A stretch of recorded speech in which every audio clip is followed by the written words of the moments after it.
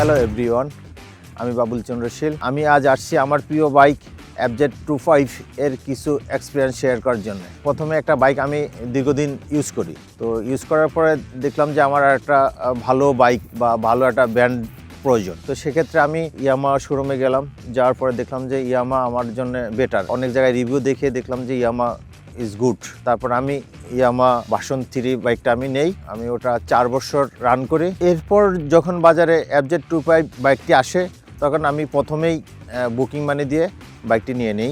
বাইকের seating position, running, braking system খুবই ভালো এবং ঢাকার জন্য আমি মনে করি যে এটা একটা গুড বাইক। আমি আমার বাবুকে নিয়ে কলেজে যাই 300 ফিট রাস্তায়, 300 ফিট থেকে আবার আমি নিজে আসি, দেন আমি অফিসে যাওয়া আসা করি। আমার অফিস গুলশানে। আমার কাছে ফিল মনে হচ্ছে খুব গুড। ঢাকার ভিতরে জ্যামের ভিতরে ওভারটেকিং করার জন্য 25টা ভেরি গুড এবং কনফিডেন্সলি করা যায়। এই বাইকটাতে ডুয়েল চ্যানেল ABS থাকার কারণে যে কোনো ইমার্জেন্সি পরিস্থিতিতে ব্রেক করতে আমি কনফিডেন্স ফিল করি।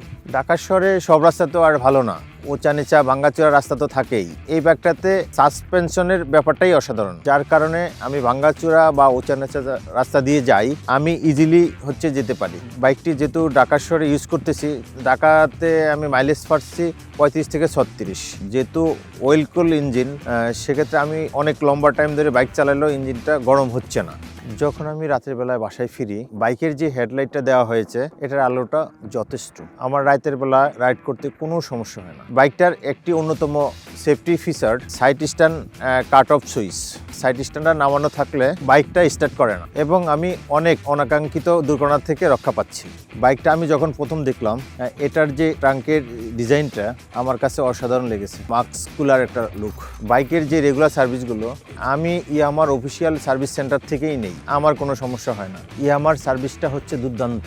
সার্ভিস সেন্টারের লোকগুলো আমার বাইকের সমস্যা খুব সুন্দরভাবে সমাধান করে দেয়।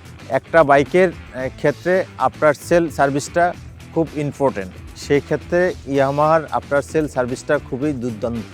আমি বাংলাদেশের যে কোনো প্রান্তে যাই না কেন, ইয়ামাহার সার্ভিস সেন্টারটা সেখানে পাওয়া যাচ্ছে। সবশেষে আমাদের বাইক রাইডিংয়ের ক্ষেত্রে আমরা সেফটি মেনটেন করব। সবাইকে ধন্যবাদ। Yes Yamaha.